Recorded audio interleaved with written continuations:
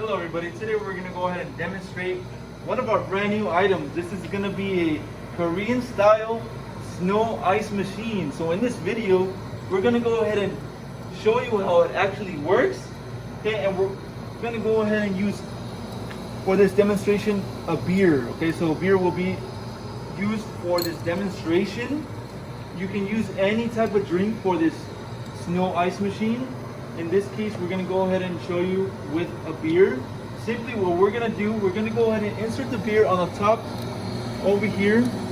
Once we start to pour that beer on the top, you will see as it will right away start making this beer into that snow ice texture. Okay, I will only pour a little bit so that way you can see how it works.